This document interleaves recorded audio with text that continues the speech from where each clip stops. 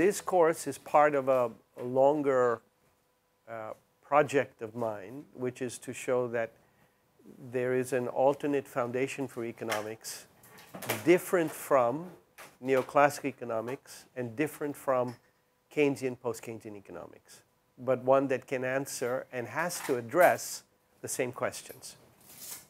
So my book, which is hopefully going to be coming out from Oxford University Press, I've sent it to them and we're about to sort of finalize that stage, is the summary of the work that I have been doing for, depending on how you look at it, for a minimum of 14 years and a maximum of 30 years. That's what I call a Piero-Sraffa range. So, and the reason is that over time, my first task was to try to understand what the classical tradition was, and that took time. I was fortunate I could teach here, I could teach graduate students. In those days, we had many more courses on this kind of subject. We had at least 5. Now we're down to 1. And as my ideas developed, I began to realize that I needed to address them empirically, and I needed to address topics that were not listed. You know, Ricardo doesn't say anything about effective demand except say, Marx says schemes of reproduction, but he doesn't talk about effective demand. Keynes doesn't talk about the classical tradition. So to integrate this into a framework, I had to develop answers to questions which had not been developed before. And as those answers accumulated, I basically filled out in my head a map of the structure and questions and answers, and that can go on forever, but at some point it became visible to me that I could start to put this together. And I started putting it together in 1997 and continued working on that in bits and pieces and basically finished it this July. The goal is, as I said, to address the same issues, but unlike most books of this sort, it is not about alternate theories. It's about capitalism. And all the theories are assessed in terms of their relation to real processes.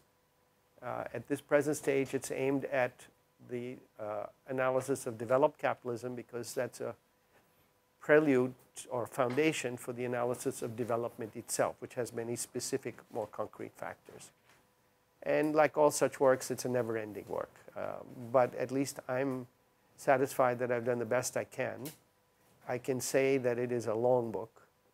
It has a lot of material in it, a lot of derivations, and you are seeing an effect, maybe 20% of that in this course. Because we don't do a lot of empirical work, I don't do the mathematical derivations, but also there are many subjects I don't cover. The book begins with an analysis of how capitalism functions, the empirical evidence, and I'm particularly interested in long-term patterns because I want to emphasize to people that these are turbulent, dynamic patterns and kind of evolutionary patterns. And then I want to ask, how do you address that theoretically? And that raises the question of micro-foundations. How can you analyze a system without relying on optimizing and rational choice, which I undertake a critique and argue that it's basically an ideological device. And we're going to end today with exactly that point. And then I develop from there the theory of production, the theory of profit, each case relating it to empirical evidence also, but to the other 2 schools in the literature, neoclassical theory, Keynesian or post-Keynesian theory. So every chapter has those 3 components, the basic development of what might be called the classical argument, the neoclassical and Keynesian alternative, and a discussion of that in the empirical evidence. And the chapters go through production, profit,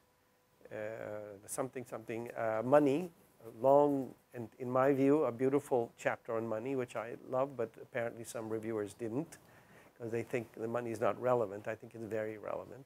So I go back to the history of money, to origins of money, because people think that money was invented by the state or invented by, minimizing cost. And the real history of money is much more interesting than that. I have wonderful pictures of forms of money like flying fox jaws, which were a form of money. As we know, also tobacco in the United States was a form of money, salt and so on, hides.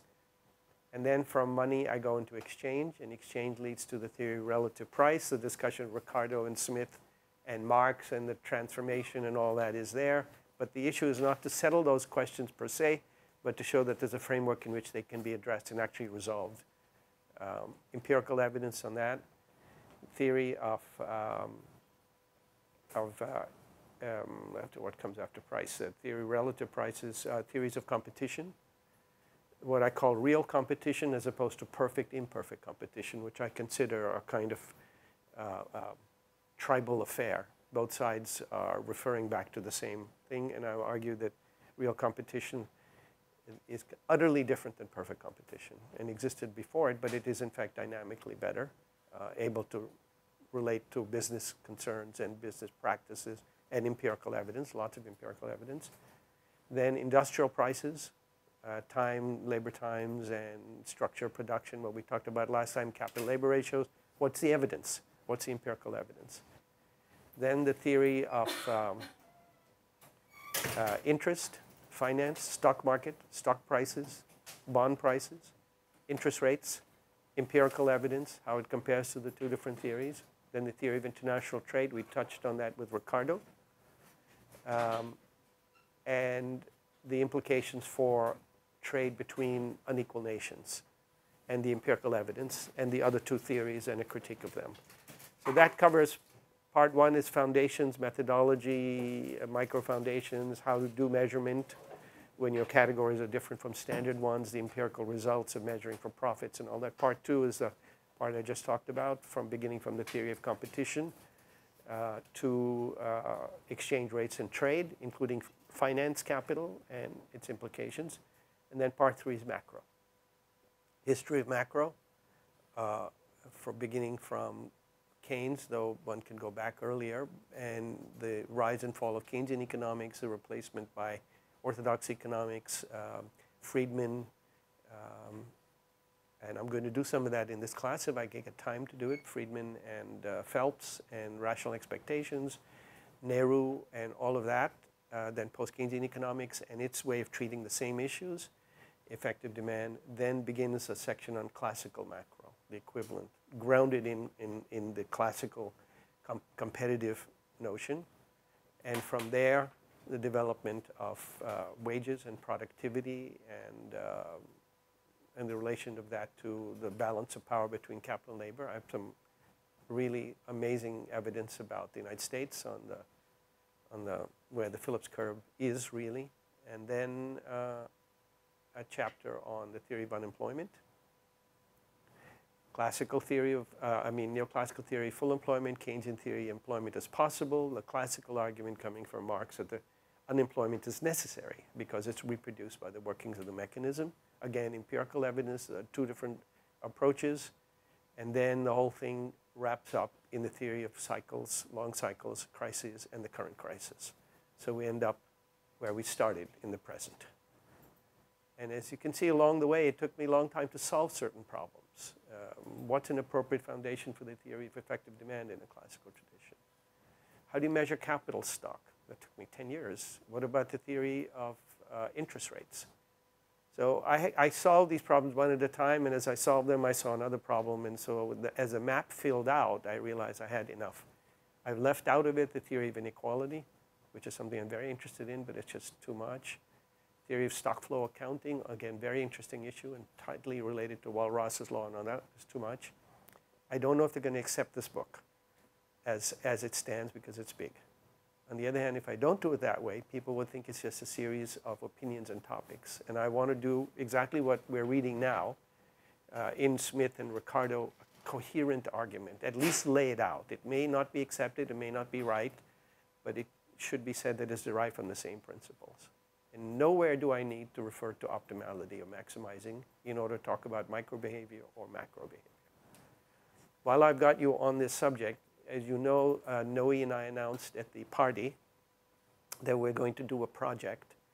We're probably looking for students at a more advanced level than you, but anyway, just to mention it, that we want to do a project called Rethinking Micro. And that is to take this idea that you can derive all the essential propositions, empirically observed propositions, of microeconomics without any reference to maximizing utility or any other such device. Because there are other ways to deal with aggregates that don't require any of that. And we do the empirical evidence, actually. And we're going to start, in effect, a study group of people who have the sufficient background, who've already had micro, advanced micro, and have some experience with that part of the work. So this is an ongoing project. I hope it'll continue. And the basic idea is to convince people that they don't need to be stuck in this perfect-imperfect competition framework, which seems to not only dominate micro, but dominates macro today. And it's possible to do it without that. I can say that what Marx once said about his first publication, which was called A Contribution to Critique of Political Economy, it turned out to be decisively non-popular, so much so that his contract was canceled.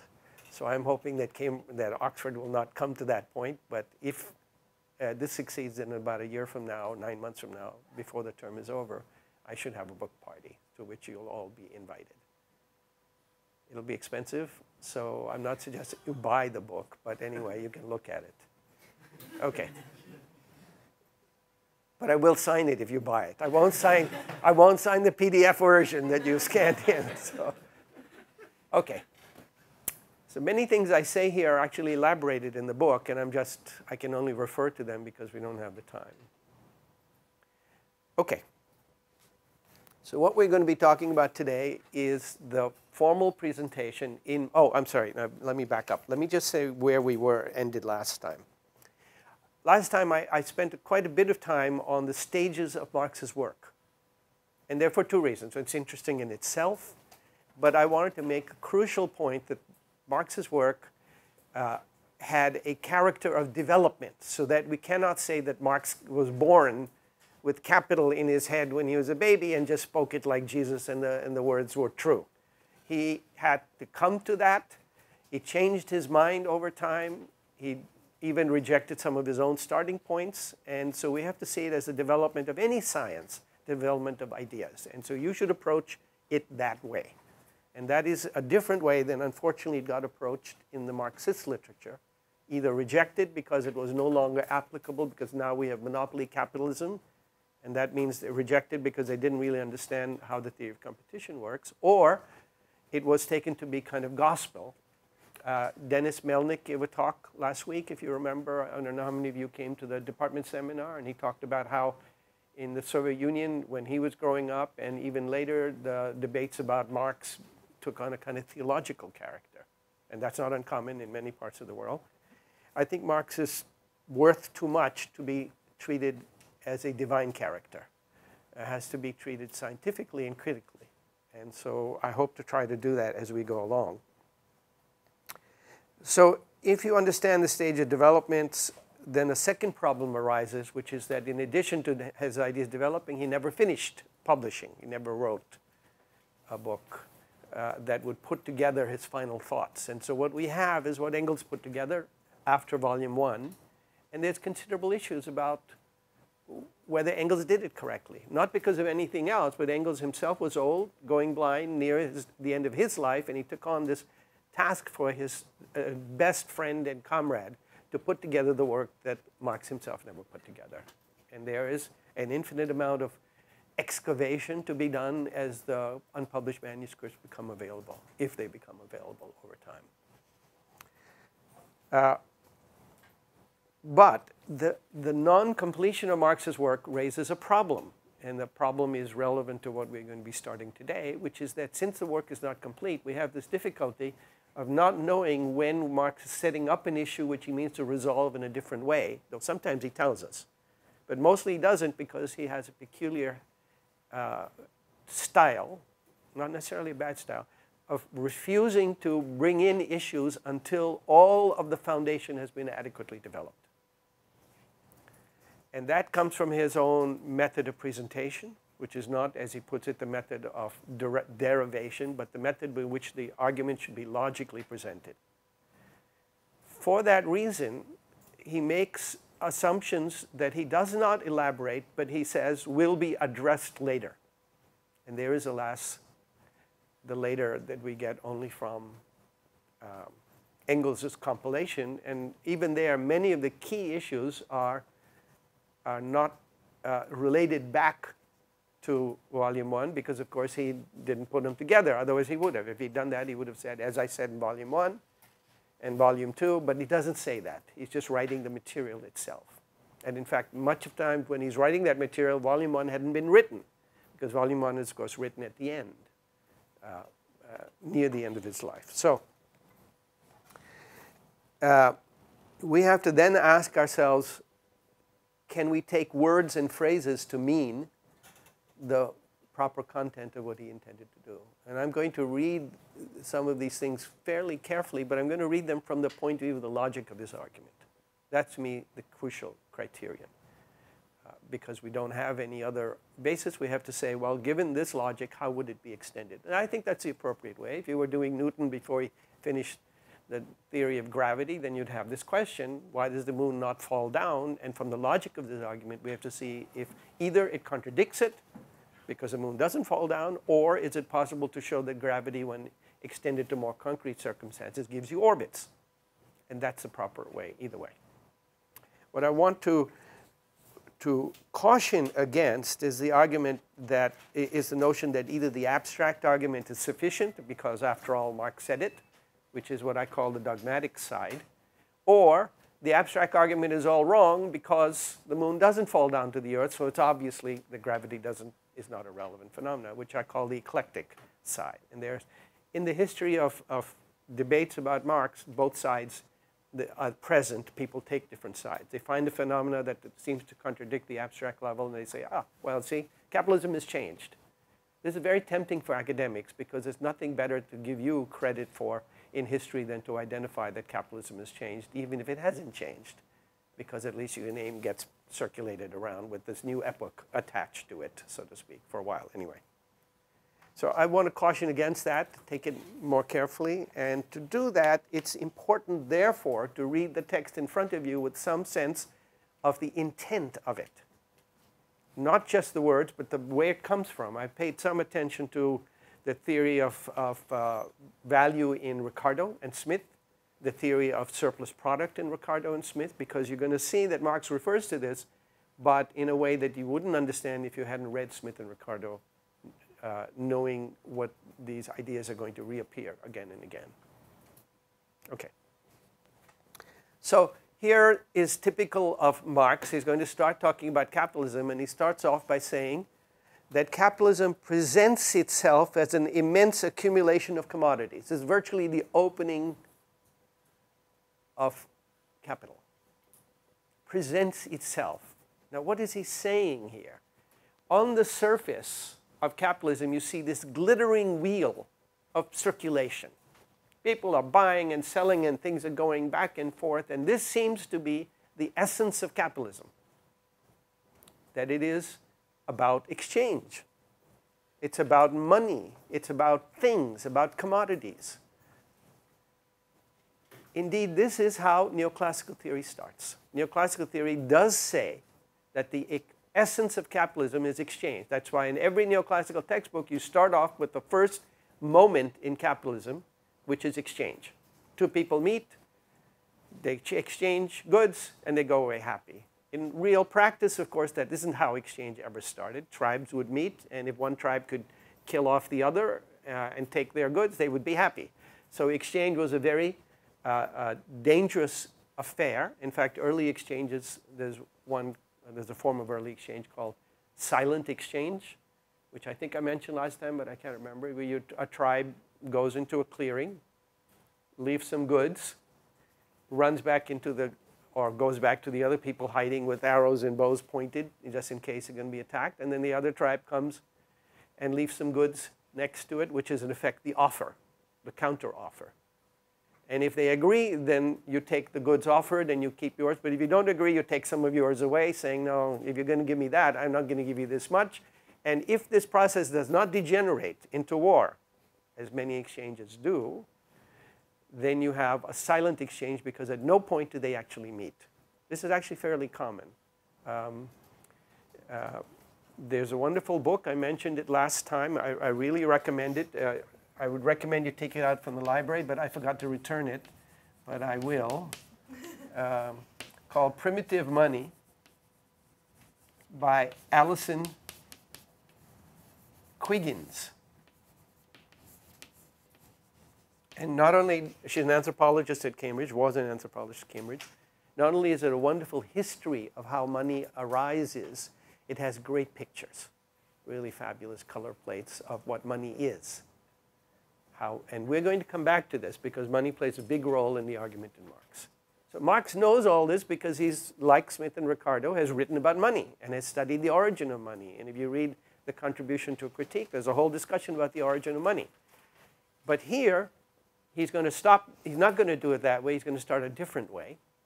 And he's going to say, well, when you look at capitalism, you see this glittering surface, literally glittering surface of commodities. And now he's going to deconstruct that surface. That surface is not the fundamental set of relations. They lie underneath that surface. So how do you get underneath the surface? He says, well, it is this mass of commodities. So let me ask, what is a commodity?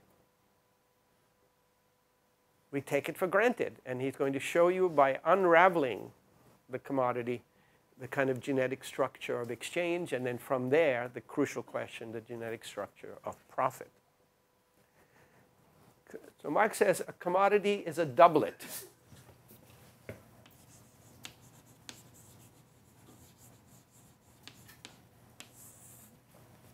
Now that sounds very sophisticated and very philosophical, but it's not that much of an invention because actually Smith and Ricardo had already said the same thing.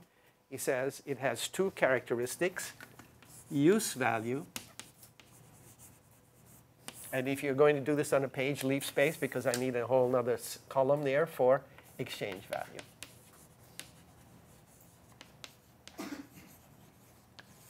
So in that sense, this starting point is familiar. It's a doublet, an exchange value, a use value, and an exchange value. And as a use value, it's an object of social use.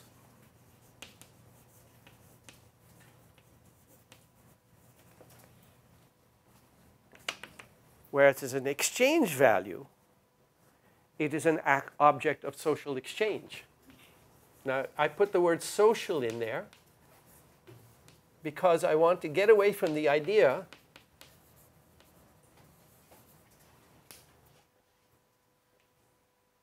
that use value and exchange value are private. They're not.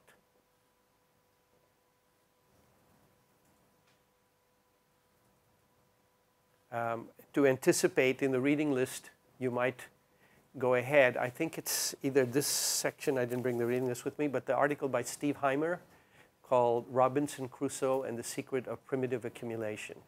An absolutely brilliant article. My predecessor actually here, because I joined here just when he was on leave and he was unfortunately killed in a car crash and I ended up filling in that position.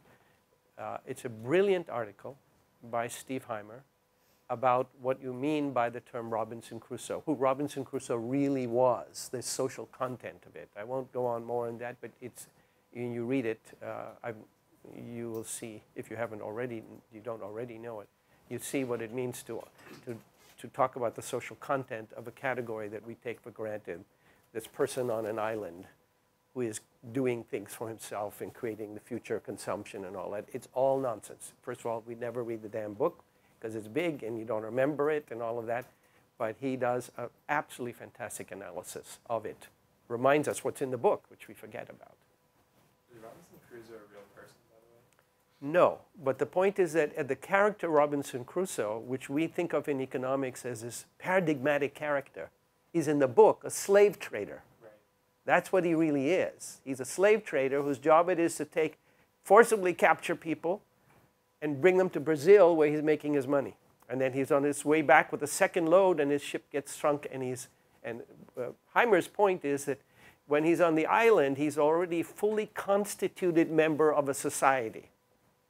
his brain and his utility function and all that is being built in by the social structure. He's not the top, he's not the eldest son, so therefore he has to actually make a living, though he comes from a well-off family, but he doesn't inherit because the eldest son gets everything, so he has to become what a landed gentleman with no money has to do, which is to trade other people.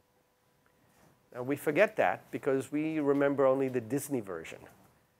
And the real book is something worth reading, but nothing, in my opinion, is a better introduction to the topic of social relations and the portrayal of an individual as trader and all of that is to look at the actual book itself. And it's, many other virtues in the book, but let me leave that here. So let's now follow this line and go down this side first, because the object of social use is an older category, so to speak, or more general category than object of social exchange.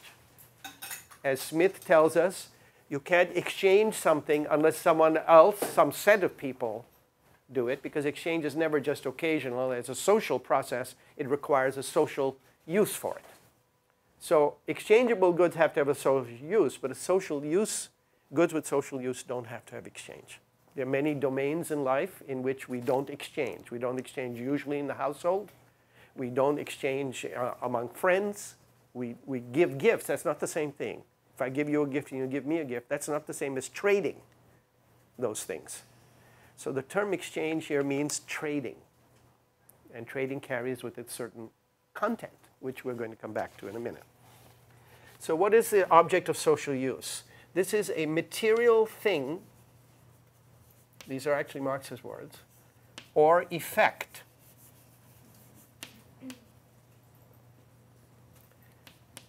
And I'm going to emphasize here some of whose properties satisfy human wants.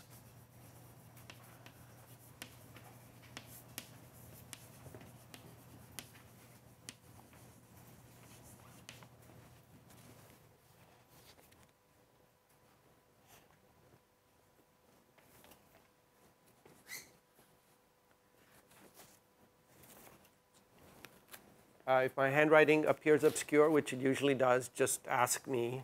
That's why I say it out also.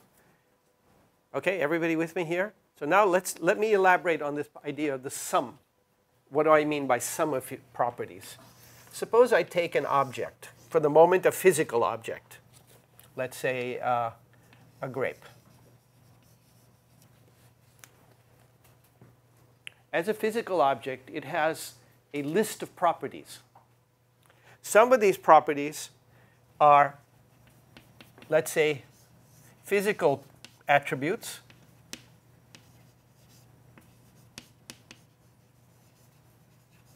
And these are the ones here.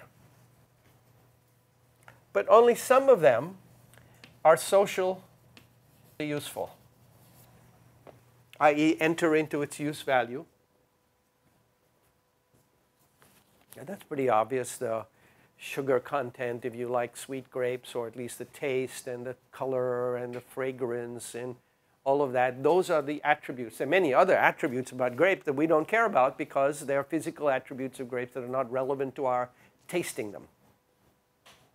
Unfortunately, some of them can be dangerous to us if you don't know that the grapes were have some poisonous component or toxins on them, or been sprayed with weed killer that'll make sure that no weeds will grow on the grapes, and therefore they will grow inside your stomach. That's another story. You can't tell necessarily, all right? So some of these attributes, let's say, are physical attributes, but they're also, another set is not relevant at all, but there are other attributes which are, let me just use a different symbol for them, which are social attributes.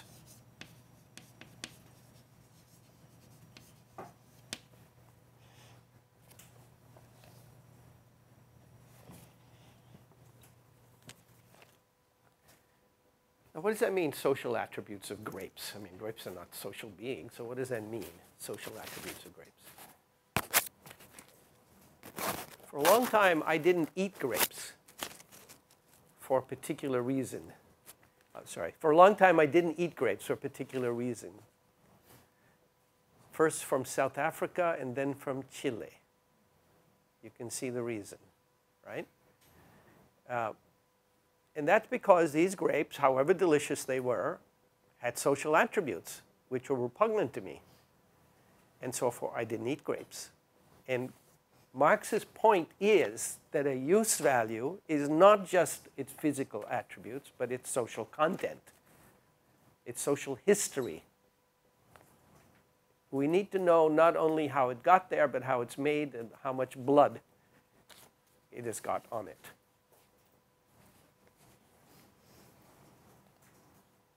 So that's the first point. Only some of these properties satisfy human wants, but some of these other properties have relevance for us about whether they become a use value or not. And everybody has in some domain. I remember after the French refused to join, I think it was that moment when they refused to join in the Iraq War, there were people who took French wines and poured them down the toilet. In fact, there was one in New Jersey, according to the New York Times, a man who had a stock of very good French wines, poured them down the toilet because they now signified something to him that they, obviously the wines hadn't changed in character, and I would have been happy to take them off his hands, but he poured them down the toilet because they were now repugnant to him. And we all have that. Everybody has that attachment. And the other side of it, of course, we also have attachments that are constructed from advertising, that are attachments to the object that make it socially useful or valuable to us, though they are no physical attributes whatsoever. So a use value is a social use value. Second point, use values are not just physical goods. Remember I said that in Smith, he falls at one moment into two different types of definitions of use value.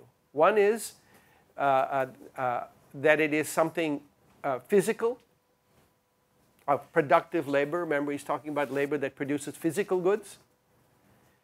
And then other time he says it's labor that produces value, which exchangeable value. So that raises the question if what happens to services. In Marx, though it's not fully clear because there was a section on productive, unproductive labor which was taken out of Volume 1 of Capital, though it's inserted into some editions. It's called the Resultat, which is a summary. And in there he discusses productive, unproductive labor. So it depends on which version you have. But to just jump ahead, we talked about this before, it could be argued that by use value, an object of social use encompasses goods, what we call goods and services, but not all services. Because the object, the question is whether the service is an object of human want or it's performing some other function. So let me give you an example. One could argue that a car is a use value, right? It's used for whatever purposes in transportation, in business, in personal use, and it's a physical object, so it's a sort of classic example of a so-called good. But a haircut is also a physical set of properties and satisfy human wants, but it's a service as we normally define it because it's a transformation of the shape of your hair. Obviously, I don't do it too often, as you can tell, but it's a commodity, a use value. But so is a concert. A concert is an object of human want, clearly, music, poetry, literature. And yet, at least in a concert, it's not a use value. Marx actually mentioned something about the concert is so material that it depends, of course, on vibrations in the air and all that. There are no concerts in outer space for a very simple reason. And so it also has a material basis, but it's a service. So if that's the case, if use values include physical goods and services, then is not every service a use value? And the answer is no, when we talked about that last time. You can have services involving transfer of goods from one person to another. For instance, if you go to a concert, there's a production crew, produces the concert, and musicians know who that is. And then there's a group of people who take your money as you go in and out. And everybody understands they don't make the concert, but they make it in another sense, because without the money, there'll be no concert in a capitalist society anyway. So they are the transfer of the access to the concert in return for money. They're the wholesale retail sector, the trading sector. But there are also a bunch of people who are guards in a concert, and their job is to maintain security and maintain those social relations that don't allow you to go into a concert by sneaking in or just walking in without paying. So they're not just maintaining peace, they're maintaining the social order. And the term social order means the relations of production and all of the things that go with that, the access relations and so on. Is that point clear? So there's no necessity to confuse the concept of use value with physical goods. It follows then, and this is an extension which Marx doesn't make in Volume 1, though there are other parts where he discusses this. It follows then that productive labor or production labor is in the first instance produces a use value. It can be a good or service. But there can be non-production labor that does trading activities, that guarding activities, administrative activities, so on. So this allows us to complete a kind of opening that Adam Smith provides and Ricardo provides as to the question of production, non-production labor. Now, I won't elaborate on that here, though, because I've got other things I can do with this time. But if you want to follow up on this concrete issue, I have a book called Measuring the Wealth of Nations with my co-author Ahmet Tonak from Turkey. And that book describes these categories, and that section of that description is on my homepage under Measuring the Wealth of Nations. But the more important point is that the distinction between production and non-production labor has implications for how you measure GDP, the wealth of the nation, and so on. Okay? And particularly the treatment of militaries and administrative apparatus and all that, which play such a huge role in modern society, especially in the developing world. Okay, so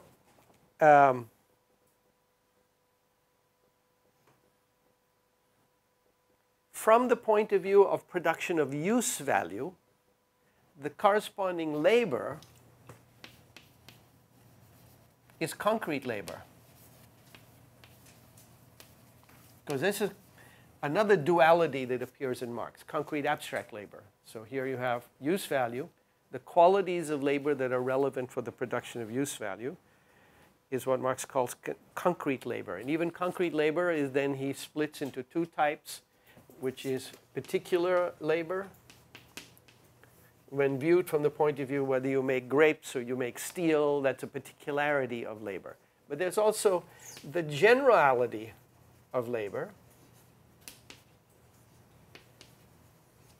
which is that labor representing the social whole can be moved from one form to another. A person can learn to make grapes or switch to steel because there is a commonality in the fact that they are both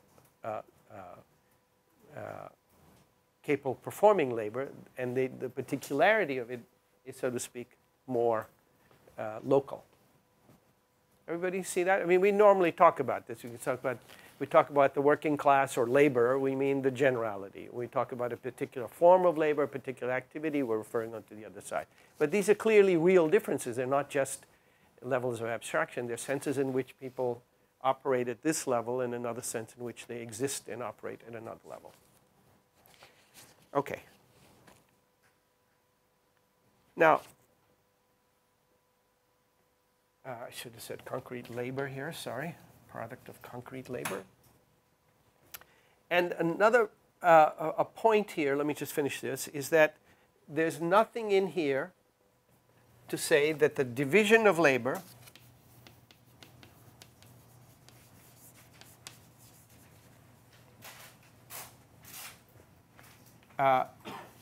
does not require or originate in exchange. You recall in Adam Smith, he argues that the division of labor comes out of the natural propensity to truck and barter. And that therefore, human societies develops a division of labor as it develops the extent of the market. But in fact, Marx certainly rejects that, and there's really a considerable anthropological evidence, historical evidence, that many aspects of society have a division of labor which do not require or do not depend on exchange. An army is a division of labor, but they don't usually allow you to say to the captain or major, I don't think I'm going to do this unless you give me something in return. And then you get shot. That's called, that's something illegal in the army, actually. And you literally can get shot in certain times for that. There are times when the exchange process may operate, but usually in these kinds of structures, and indeed there are villages and tribal relations in which division of labor takes place. The household is an example where it's a very basic example, basic meaning it's fundamental to all societies, in which the division of labor is not based on exchange. So the idea that exchange is the root of the division of labor, which is Smith's idea and often picked up in neoclassical theory, is a fiction, historical fiction. And it's not, therefore, you don't seek, therefore, this natural propensity to truck and barter as the root of human development. Again, these points may be obvious to anybody who's studied anthropology, but it's important because they are points that Marx is making against conventional wisdom. In fact, Marx makes a different point about the division of labor, which is that the division of labor is central to social reproduction. That every form of society is built on a certain division of labor, and that doesn't mean it's good. But that division of labor performs a function which is relevant to the reproduction of the society. So, an example I frequently give, imagine a starship. A starship now, at least as we visualize it in our fictional accounts, is like a battleship, which is very big also, but bigger, because in a starship, you have to have the means to reproduce the whole society within the ship. Right? You have to grow your own food because you're going long distances. You have to have the water and reproduce and conserve it and all that. So it's a kind of mini Earth. It's very interesting that when we talk about starships, we almost never refer to them as mini markets.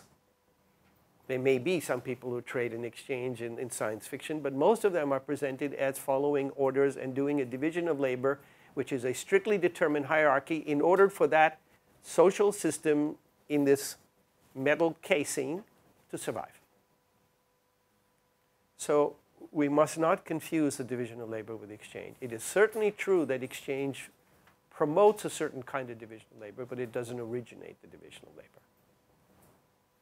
And obviously, therefore, exchange also eliminates or curtails other divisions of labor.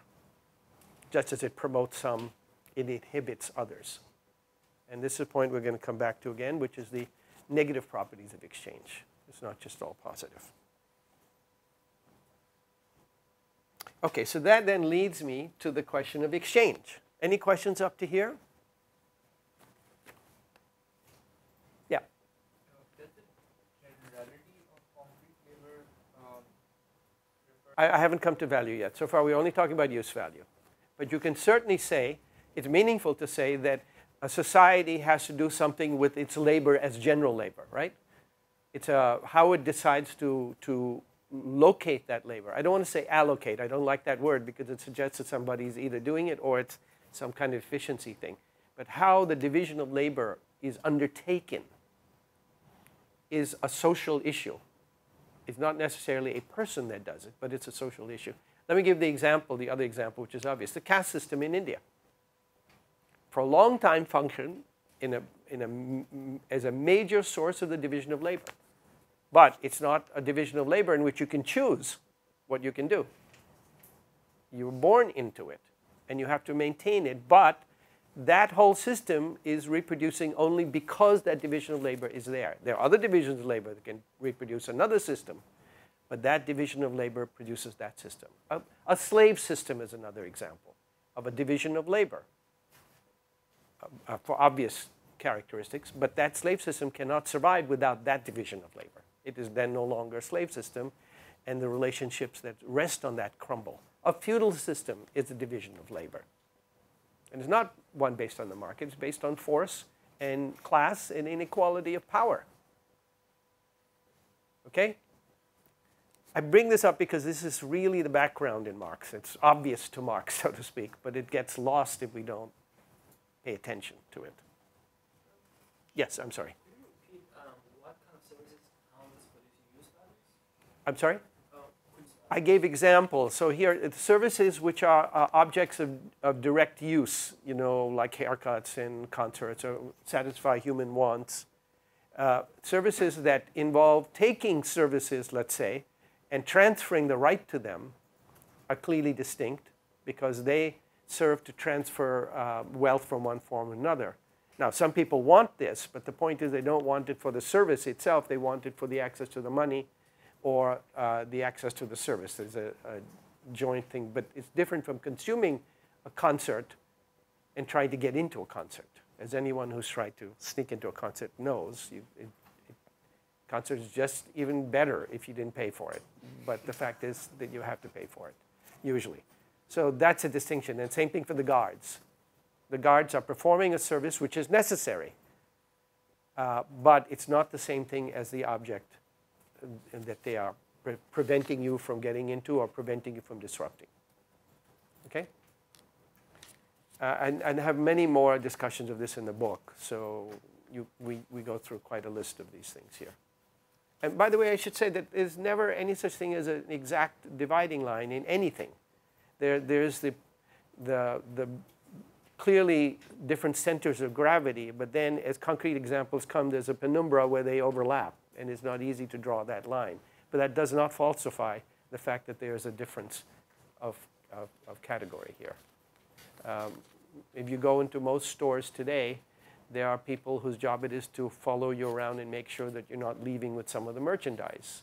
And every store owner understands that they're not the people they would like to have if they didn't need that prevention mechanism, because they're a way of preventing the diminution of the merchandise, but they're not essential to the act of selling or acquiring the merchandise, which is a different activity. Okay? All right. Any other questions? So let's go on to this mysterious thing about exchange value. And the first point that Marx wants to make is that this arises under particular circumstances. One form of exchange, which I mentioned in passing before, is called silent exchange, in which case exchange takes place on the edges of the group.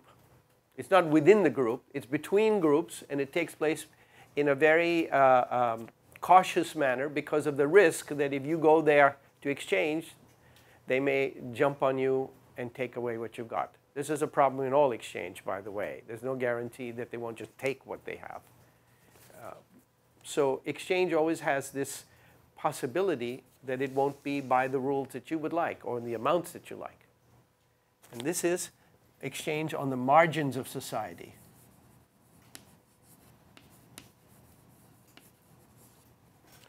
So Adam Smith is right to say that exchange enhances the division of labor, that we put it correctly, because if a tribe begins to produce more of something that it can trade with another tribe because it can get something else from that tribe, then it's specializing in the exchangeable object and not so much in the one that they couldn't get easily or perhaps at all. And so there's a kind of twisting of the division of labor. It also removes another kind of production that you may not want to do it here because you can get it there more easily. So it's not obvious that it changes the extent of the division of labor, but it certainly changes the focus of it.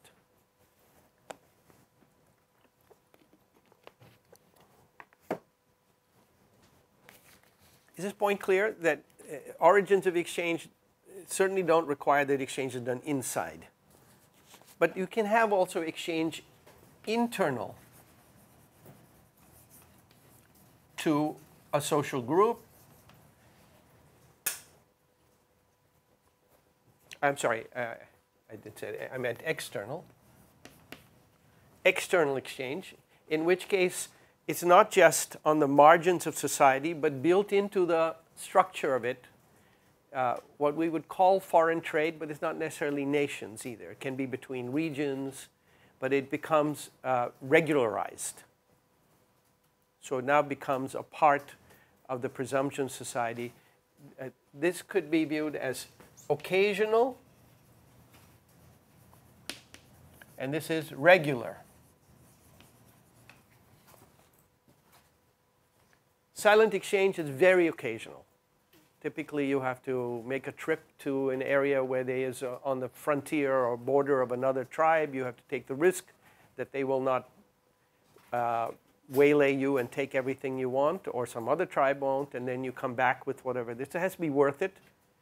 And that kind of exchange is therefore not regular. But regular exchange is when this kind of intercourse between groups goes on in a way that you can start to count on it and become part of the social division of labor.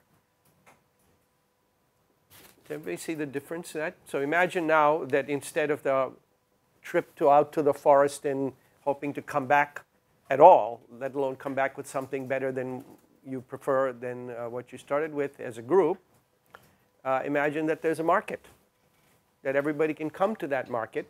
And there are rules enforced, of course, because trading is antagonistic by its nature. You want everything they've got for nothing, and they want everything you've got for nothing. And so the whole point is you're going to be fighting under various rules about how much you can get in return for something else. And this is a point in Marx that exchange is not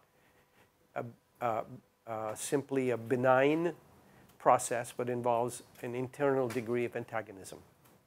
It's in the nature of trading that you want to get more for the least you can give, and therefore it has always got this push-pull antagonism. Anybody who's ever bartered knows, or anybody who's gone to any part of the world where you start to bargain, you understand perfectly well. They're going to give you a price that's totally ridiculous, and you have to say, this is completely ridiculous, I'm leaving. And they go, no, have some tea. Sit down, let's talk about how's your family. What's the other price? No, this is totally ridiculous. I'm leaving. I'm a poor man. I don't have any money. You're supposed to do that. But the content of that is that it is a tussle. It's not just, it's a formalized tussle, but the real content is it is a tussle. They're trying to get much more money from you than it's worth. And you're trying to pay for it less than it's worth, whatever that is. And so you have this fight going on all the time. Okay.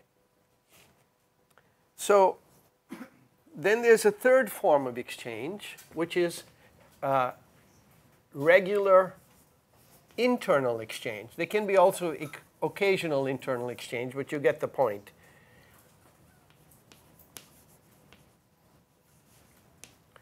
It can be occasional. How do you spell occasional? Is that right? Looks funny. Yeah, occasional. Or regular.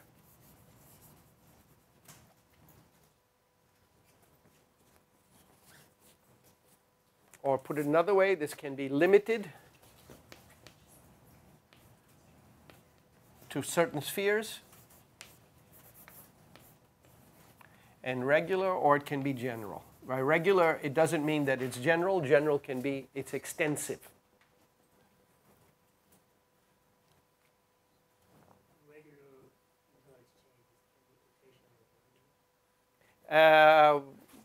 Yes, it could, but I really mean more than, I would say more than occasional. What I really mean here is the general or limited.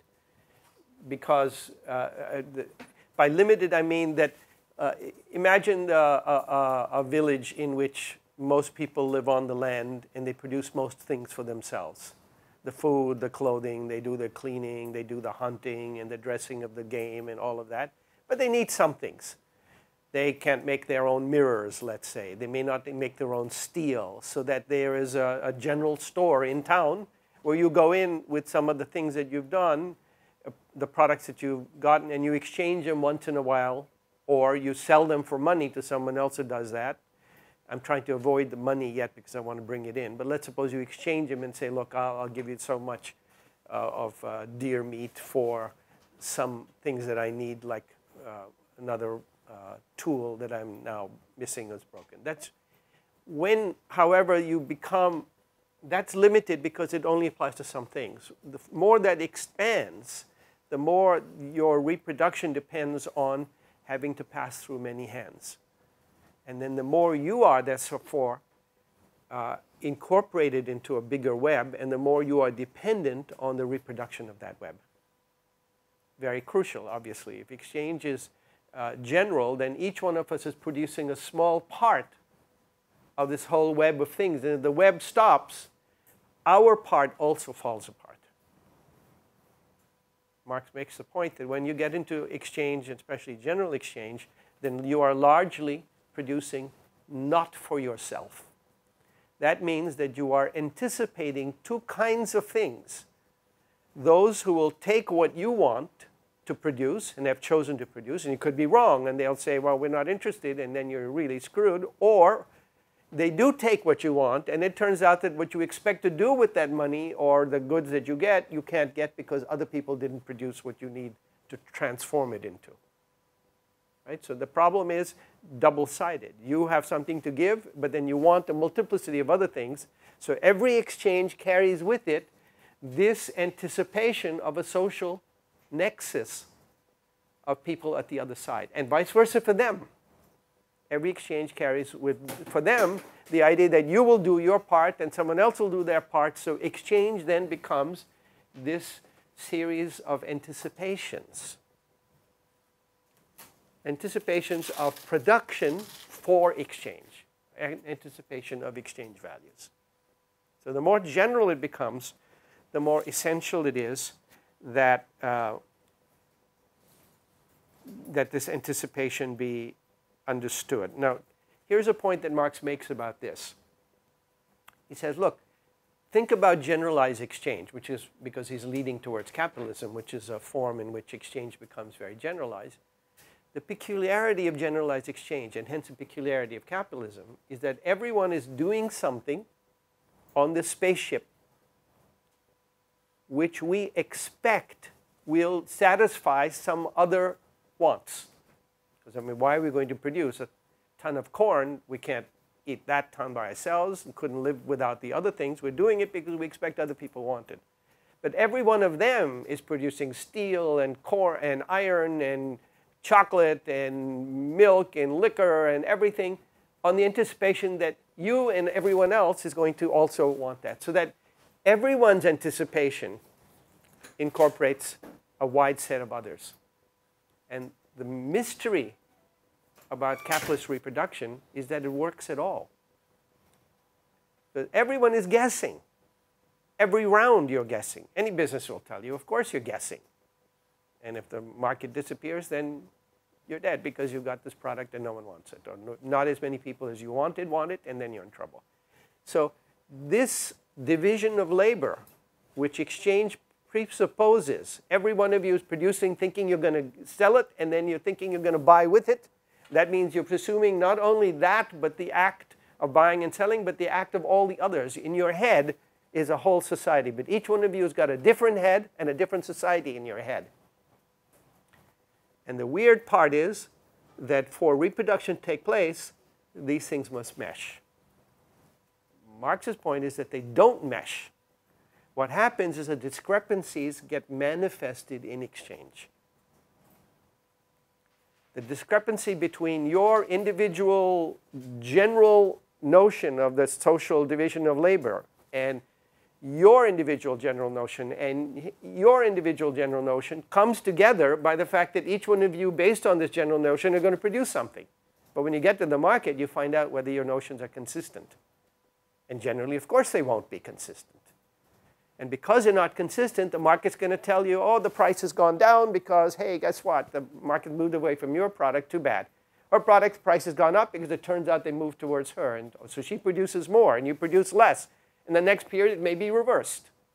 because all of these are reflections of this general set of inconsistent, or not necessarily consistent, anticipations. I don't like the word expectation because it suggests something different. Anticipation is better because you're acting on it.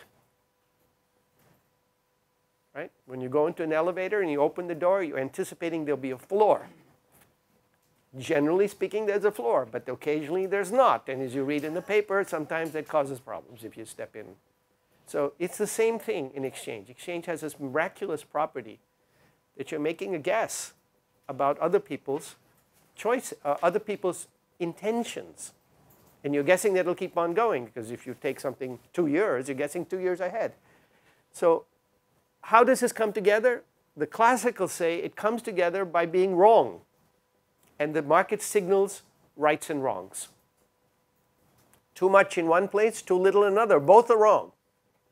But one is a positive feedback and the other is negative. And every round, when you get that feedback, you change your behavior. But if you change your behavior, other people's behavior will change too as a result of that, because we're interacting. And so this process is one of turbulent overshooting and undershooting. This is Adam Smith's invisible hand.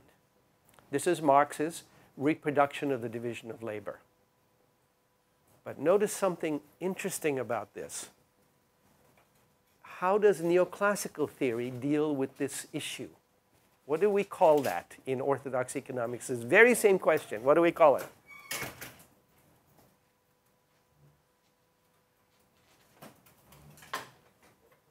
Pardon? I can't hear you because no, it starts with the word general. What is it called? General equilibrium, right? Why is it called general equilibrium? Because neoclassical theory skips the problem and says, let me assume there is a point where all of these individual anticipations exactly mesh. And we call that general equilibrium. Right? Walras does it another way. He tells the same story of general equilibrium, but he uses another fiction. Every one of you is not actually exchanging. You're simply saying, I think I would like to do this. And the Walrasian auctioneer, who's like the Wizard of Oz, is standing there taking all your bids and saying, no, you do that, then you will not get the price you're thinking. And you go, oh, no, OK, I won't do that. And somehow, these auctioneers will all, or the auctioneer will somehow manage everybody's anticipations and plans and so on before they do anything, and then say to you, and this is the key to Walrasian economics, you're not allowed to exchange until you get the clear signal, which is that if you do that, you'll be able to get the thing that you want at the price you want. And so therefore, when you act, you're already in general equilibrium. But these are obvious devices to remove the problem, which is, of course, that you act before you know that, and how you find out whether you're right or wrong is because you act. So it's very bizarre to me that the idea of harmonious general equilibrium is based on the most vicious dictator of all, who doesn't allow you to even do a thing until you get permission. Saddam Hussein never had this power that the Walrasian auctioneer has. And yet we worship that mathematically. And these points are clear because already in Marx's time these ideas were floating. So he's already aiming at this, these set of fictions which come about. Harmonious exchange, general balance and division of labor, which is coherent and all of that. And here exchange plays a very important role, therefore, in Marx. It's the sphere in which the contradictions in the division of labor become visible. Use his term, visible, become apparent. And therefore, this sphere is not this smooth wheel circulating. It's a bubbling surface all the time of things blowing up and things breaking down. And that's exactly how the process of balance takes place. By errors on offsetting errors, one too high, one too low. And I made this point from the beginning, and you see now its relevance in the description of social reproduction. That's precisely why in the spaceship, by the way, they don't let you do it that way. You can't be running around and saying, well, I won't do this today, I don't feel like working today, and stuff like that. They have very severe penalties if you choose not to do your assigned work. Okay? Is this point clear? The next time you're told about general equilibrium, try to remember this part and use it. So from here, Marx doesn't dwell so much on this at this part, though he does elsewhere, but he chooses to focus on a different aspect, which is what does exchange do? What is the process of exchange? And being a philosopher, and of course, coming from a tradition of looking deeper, he asks himself, he asks us to consider that what exchange does is compare things which are not alike. That seems like a trivial problem, but of course you don't exchange one piece of cake for an identical piece of cake. That makes no sense unless it's some kind of ritual of honoring, you know, you give them the cake and then they give you the cake and everybody feels good, but that's not, we understand that's not an exchange. That's a formality, a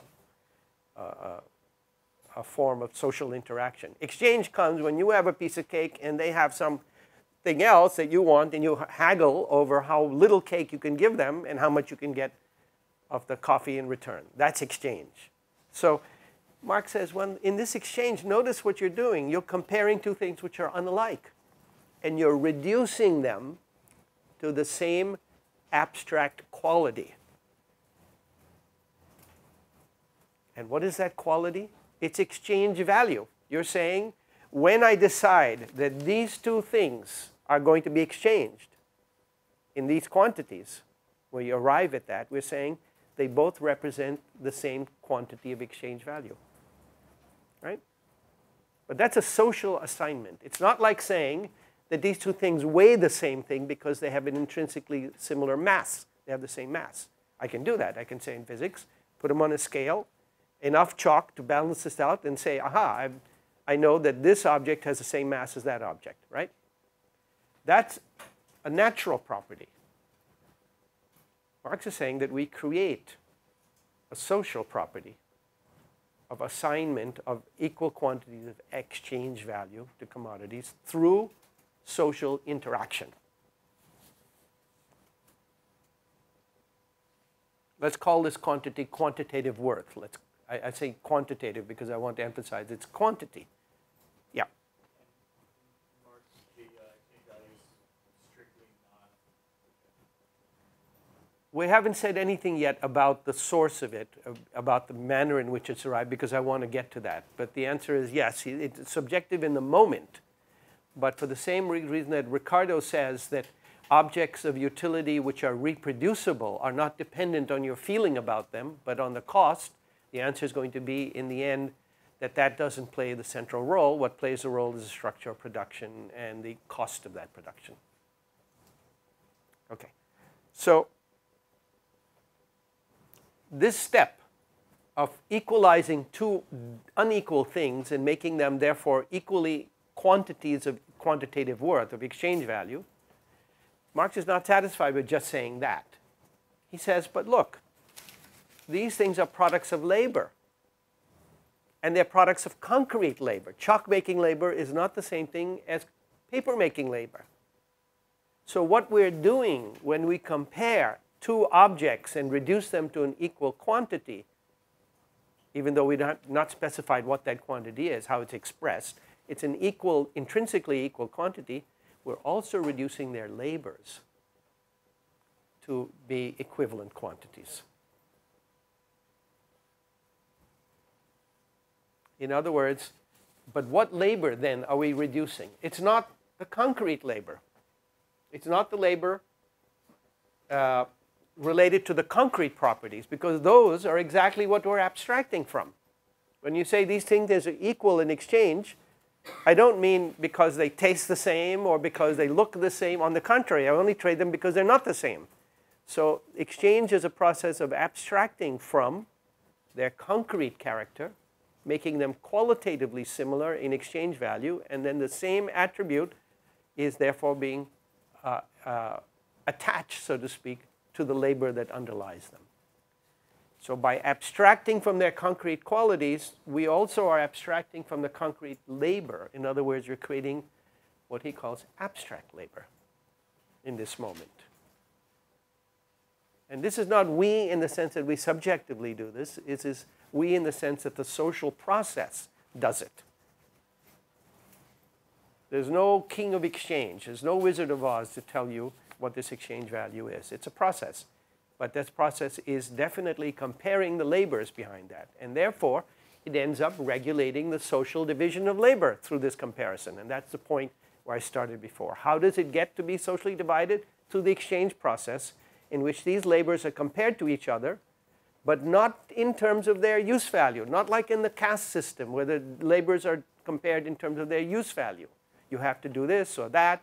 Not in terms of the spaceship in your tasks, but in terms of their exchange value. So the social division of labor gets, on one hand, feedback from exchange value. On the other hand, exchange value is the mechanism of showing you the discrepancies in the social division of labor, because that changes the price up or down. So it's a turbulent, bubbling surface all the time. So Marx makes the following point then from this. In a society in which exchange value determines the division or regulates the division of labor, regulates feedbacks, then human labor, the labors that go into that, become social only under what he calls objectified husk. Only when their product becomes valorized. The term valorized means converted into something with value, right? So the strange thing about the division of labor in a exchange process or a society dominated by exchange is that the socialness of the labor becomes evident indirectly through the valorization of the commodities. Now that sounds mysterious, but it isn't really. Your labor gets judged by the worth of your product. Now that's a different mode of judgment, right? I can say that, look, I make wonderful, clean, pollution-free bread, and nobody wants it. What we want is chickens with lots of chemicals in them that are cheaper, and so the labor going to making dangerous and possibly harmful chickens is valorized and is socially worth more than the labor of making something that people don't want or don't accept in the same degree, even though we might on other criteria say it's much better. So this is a process of attaching social worth to labor exchange or reproduction through exchange. What is Marxist in this sense, different from this because of labor theory value? Well, we haven't come to the labor theory value yet, so save that question. But at the moment, we've got labor which is now abstracted, not in the moment of exchange, but because it's participating in a regular exchange process. It's a labor now that's acquired this quality. You're judging the labor not by whether you're good at doing things, not whether you're safe at doing things, you take great care, but how much the product of your labor will be worth in the market. And this is an important point. Those two are contradictory. If you ever worked, you can know that someone who does careful, good work can get fired because they don't produce enough shoddy goods which will make more money, right? So it's a different criterion of valuation of the labor. If you go on a call center, you start talking to someone there, you can't talk to them too long. They can't be too friendly. You can be miserable and lonely and all that. They can't because it's the computer watching them and the computer's timing them. And the timing is how fast they turn over, not whether they make you feel good. They need to make you feel good enough to buy the product, but the rest of that, you want to commit suicide, please do it offline because I have to move on. And that discrepancy comes from the incentive structure. It's a different valuation of the labor. Okay? So,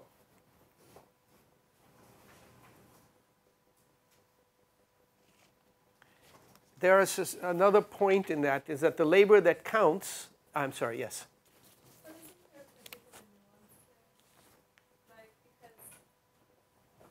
Indeed, and so the object there is to get the most out of the customer in terms of the product. But let me pose a different thing. What if you are a worker which put a poison in a product in order to make it cheaper. You'd be valued for that as long as you didn't get caught. But we have all these concerns about products coming in with all kinds of dangerous things in them. It's not because people are bad. They understand that it lowers the cost, increases the productivity, and if they can get away with it, that's fine. Tobacco has been doing it for a really long time, and only lately any negative feedback, and it doesn't really touch it. And it's not because of the people doing it. If they do the wrong thing, they get punished for it. If they do the right thing, they get rewarded for it. And that right thing is not measured by the quality of the product or the niceness of their behavior, but by the outcome in terms of exchange value and more generally in terms of profitability. That's the point. So you set up a contradiction between those attributes. Sometimes they go in the same direction, but other times they pull in another direction. So notice it's not the use value, it's the exchange value. In exchange value, you can make money by having a use value which is fictitious. I mean, everybody knows you can buy something that you can go down to many parts of New York City and buy a Rolex for $50. It's not a Rolex, but the fact is that it could look like a Rolex, and maybe it'll run for a week, and maybe you'll fall for that or not. I read recently about one of them, I think it was the obituary or retrospective on the man who made money by selling the Brooklyn Bridge many times over. He got caught in the end, but he did pretty well for a while. And people do this all the time, all the time. So that's a discrepancy. It's the exchange value that becomes dominant. Okay. So the last point. So now we have abstract labor here behind exchange. But abstract labor in Marx is not labor which becomes abstracted in the moment of exchange, but becomes abstract labor because it is aimed at exchange. This is it seems like a trivial point, but it's very important. In Marx, he attaches the term labor, of value rather, to abstract labor, the quantity of abstract labor. Not the individual labor that you did or he did or she did, but the average for the commodity. That's what he calls socially necessary abstract labor time. So I can say that there's a certain number of hours that goes into the production of this paper, and that is direct and indirect socially necessary abstract labor time. Socially necessary because it's the average, abstract because it's involved in production of this as a commodity.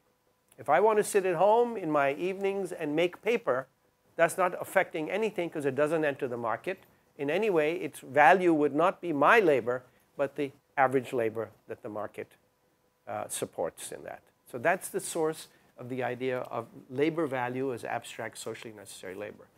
But Marx is careful to say that it does not follow that labor value regulates price in every circumstance. It regulates price only where it becomes the essential activity of labor to produce a commodity. What does that mean? Consider the original issue of occasional exchange.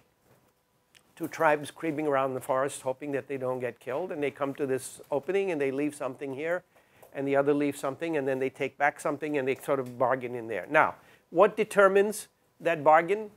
Well, if they do this occasionally and for occasional products, there's no reason that should be related to the labor that it takes to get those goods.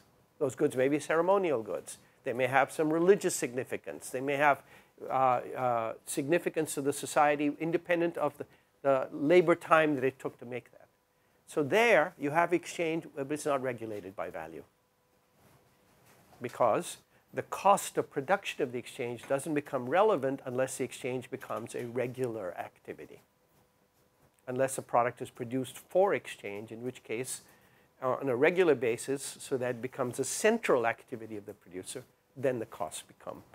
So value, so to speak, becomes a regulator of price only insofar as the products are being produced primarily and increasingly as commodities. Again, this is not a mysterious thing. If you happen to make in your house wine for the fun of it, and then you sell it outside, whatever you get for it will not be dependent on the labor that you put into it. And if you do it occasionally, you may not even care what you get for it. because that depends on how you feel about that extra thing. If, however, you go into a winery and you are working for an owner of a winery, then in fact the cost becomes very central to the sale of the wine or the sale of any other product. Okay? All right.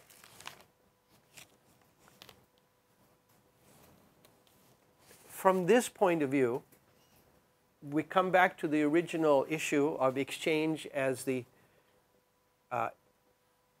creation of the quantitative, equal quantities of quantitative worth. When I exchange two products, I say, okay, these are equivalent. But equivalent, how is that equivalent expressed? In the simplest form, the equivalence is expressed by saying, this is equivalent to this. Well, then I can say that this is equivalent to this. And I can keep on going down that list so I can create a chain of equivalences. This is the whole discussion marks about forms of value. The elementary form is a relationship between two objects.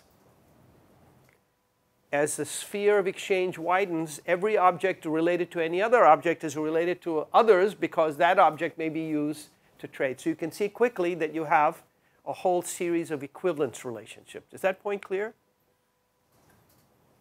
No? Some of you look puzzled. You're not obviously traders, but should I do it again? Okay, so suppose that I have commodity A related to commodity B in exchange. And I say that these are now equivalent in the sense that these are the quantities that I trade, right? So they have equal, by implication, they have equal exchangeable value. But when I say, what is that exchangeable value? You say, well, corn is equal to so much steel. And what's the exchangeable value of steel? It's corn. Now, as I expand that circle, let's say this is corn, and this is steel. But steel can be traded for cloth. So now I have not only steel traded for cloth and viewed as equivalent, but corn is now equivalent to cloth because of the fact that steel is equivalent to cloth in a certain quantity. Therefore, a certain quantity of corn is equivalent to cloth in a certain quantity. You can see that relation can be expanded.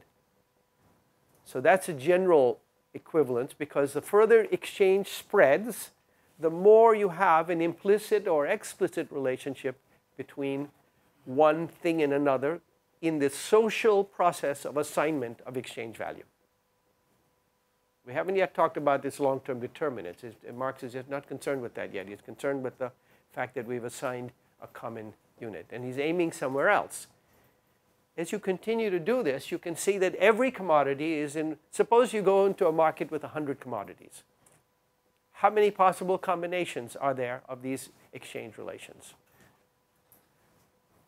Well, there are a lot, obviously. This is a factorial problem, in case you don't remember. But anyway, there are a lot. Because every commodity can be related to 99 others, but each of the 99 can be related to the rest of the 99. You can see you have a whole lot of combinations. And that's not a problem for philosophers. It's actually a practical problem when you go into a market. You have to keep track of these exchange relations. So it's not surprising that with the existence of generalized exchange comes the obvious point that instead of all of these being related to each other, you end up with saying exchange A is related to something called G, and product A and product B and product C. And let's call this XG. Because some set of products are used by more people or more desired by people, and a social process is more socially desirable more often. And it becomes natural to say, I compare my product with this, and you compare your product with this, and then we only have, every one of us, a pair. Everybody understand that? This actually happens, and that's a nice thing about the Quiggins book. She traces the development of this with many, many different products. What's this product? Well, it could be flying fox jaws. It could be hides in Russia. It could be tobacco. It could be salt. It could be cowrie shells. If you grew up in India at a certain age, certainly my age, when I was very young, I remember being taken to the market and my mother giving money for something, and if there wasn't small enough denomination, you give it in rupees and annas, and if it wasn't small enough from there, they gave you the rest in shells. But the shells counted for small quantities of money. But cowrie shells actually traded across the whole world and were a form of money because A, they're not destructible, and B, they cannot be counterfeit. You can fake gold, but you can't fake a cowrie shell until recently, modern plastics and all of that, because it's a shell, and people could tell whether it was real or not. So it was a perfect money. It's durable, it's light, it's not reproducible, and therefore it could act as a commodity which everybody else could refer to. Now, that's Marx's point. The origin of money is the self-selection out of the world of commodities of a set of more generally useful or valued commodities, and those appear as money because you convert the exchange value of everything into a quantity of the other thing.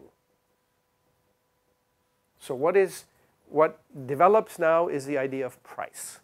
What is price? Well, you go in there and you say, this is 6 cowrie shells. That's its price. And I come in here and say, well, this is also 3 cowrie shells. Okay, so then I get for this, I get 2 pieces of chalk. That conversion is implicit because I reduce everything to cowrie shells or hides or salt or whatever. So the mystery of money is that it is a social assignment.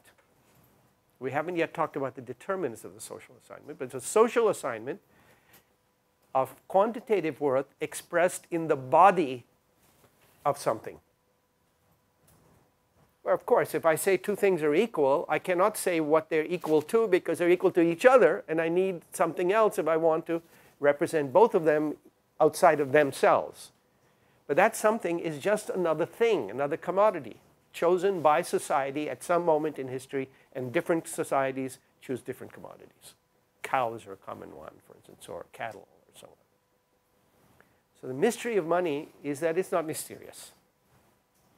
Now, at some point, and I'm skipping a lot of ground here, but at some point, if I have a commodity, let's call it cowrie shells, because I don't want to call it gold, what the G stands for, right? Because gold comes very late in the story.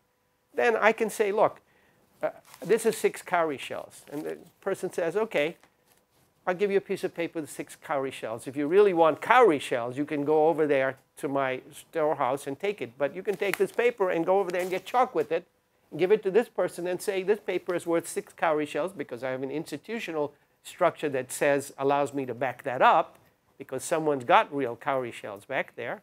So I go and I use the paper, and this person takes it, gives me chalk, and the person now has the paper, has the cowrie shells, and it moves on to food and so on, and the cowrie shells circulate in the opposite direction from commodities, right? Commodities goes one way, money goes the other way. But that is an assignment of faith, because once you start substituting for the actual commodity a piece of paper or a promise, then you have not only the faith that the cowrie shell is going to be accepted by anyone, which is already a faith, but you have a second derivative, which is the faith that the paper will be convertible if anything happens. That's why goldsmiths started. I mean, there's a positive advantage to it. If you lose the paper, you can get another one. But if you lose the cowrie shells, you lose the cowrie shell. So trade becomes dependent, and exchange becomes dependent on symbols of money, symbolic money. And that's the origin of paper money, and credit is the same. The old goldsmiths would take your money, and they'd say to you, you can get it back anytime you want, and here's a piece of paper saying that you have this money. Well, you don't have to go to the goldsmith to use your money to buy a house. You go to the person in the house, and you say, I sign my name to this paper saying I assign you this much of my money that the goldsmith has, and give me your house. And if they know the goldsmith and they trust the bank, in effect, they take that money, that bank money. That's how it starts. But that's another layer of exchange, of faith. Now you're not just faith in having the money, you have a faith in the banker. So the history of money can be developed from that point of view until the creation of modern fiat money. Fiat money meaning where it's no longer backed by official guarantee. And I'm going to end on this point here. That's not what I intended to, but anyway, while we're at it, the fact that it's not backed by official guarantee doesn't mean that it's not backed. And that's a big illusion that people have, which, again, a point very obvious in Marx because paper money was invented and used widely where? Where was paper money invented and used widely first? China, yeah, probably, but the part that was known to Marx, everything was done first in China, probably. But the one which was widely knowledgeable to the Europeans was the American colonists. American colonists came here. They were part of an empire that didn't want them to have independence, so they didn't have gold, but they wanted to create a state and an army and other activities. And so what they would do is they hand out pieces of paper that say, these paper will be validated in gold a few years from now when we sort of get our act together. So in the meantime, give me your munitions, give me your cows, and so on.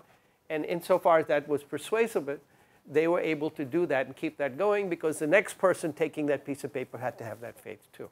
In point of fact, they never paid it off. What they did is they paid off by printing more paper. So the first people to invent fiat money, at least in this part of the world, also the first ones to invent hyperinflation.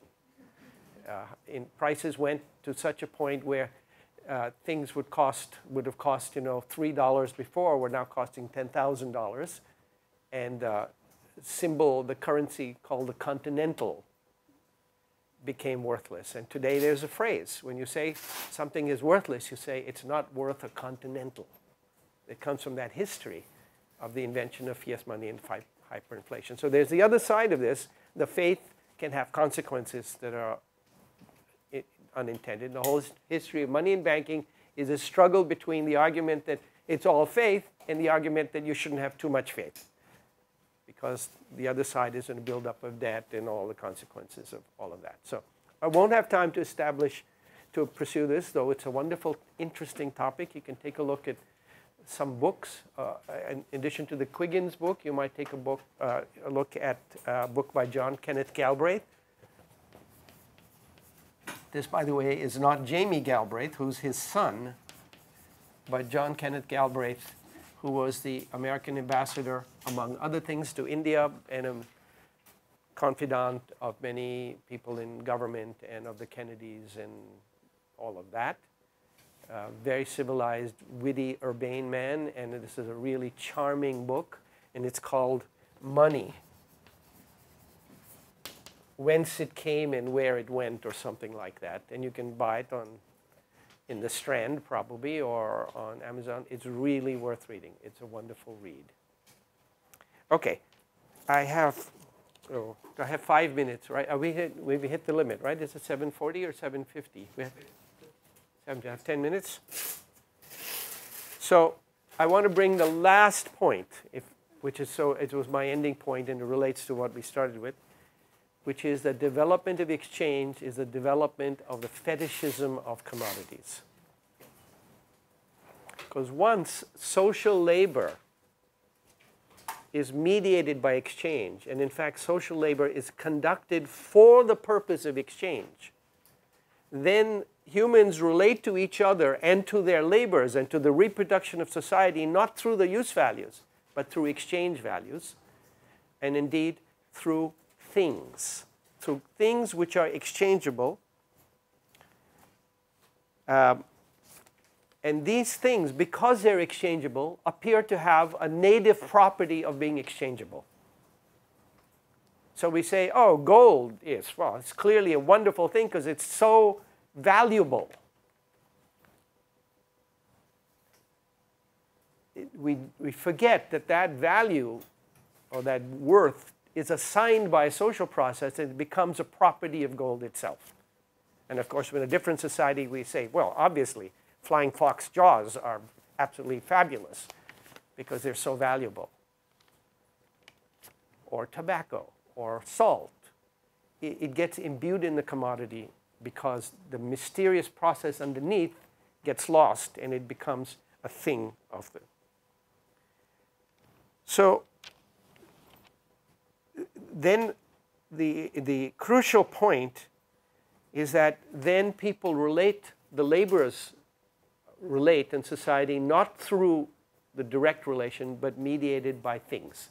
And these things become seemingly the central object of human relations. People no longer are not viewed as a central, labor is not used as a central object. And that doesn't mean it's good or bad, by the way. In the caste society, labor is a central object, but it's mediated by caste. But that they relate to each other through things. Now, this Marx calls the fetishism of commodities. The displacement of social relations into and through things. It's a real relation. It's not just an imaginary one. We are actually related to each other in exchange through things. But of course, that makes the things look like they are the source of the value, and we are sort of just the adapters to it. And that's a displacement of the real relation. Now notice that this, he says, is a relationship in which it becomes a relationship through things, and then things become, so to speak, the real power, and people become just the carriers of those things. So it's a typical inversion. So what is this nasty relation? What does this say?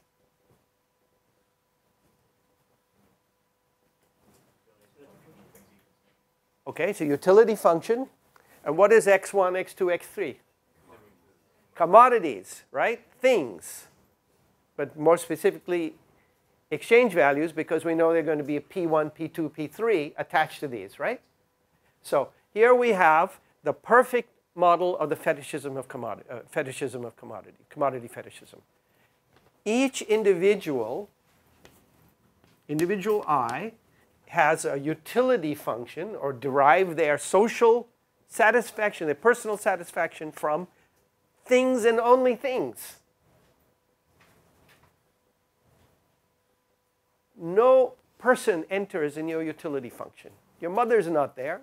Your children are not there. Your siblings are not there. Your president is not there. It's only things. And therefore, we interact with each other in the market, not directly, but through our thing relationship. We interact through the demand and supply to these things. This is the absolutely perfect reduction that Marx is talking about, a reduction in which social relations get transposed onto a relation of people through things. And yet, this is the essence of orthodox economics. Orthodox economics develops essentially an utterly fetishized view of human behavior. And by the way, it's not just about buying commodities and all that. Becker develops it, as you know, into a theory of family, theory of marriage, and many other people have extended it to all kinds of social relations. If Marx could spring up from the grave, he would say, I told you. This was fetishism in the extreme. Okay? So we will begin next time some of the further implications of this, and I want to, I think I've lost track of where I am, but I might do a little bit more on money, but I think I want to move on to value in its relation to price. Come back to Ricardo's problem.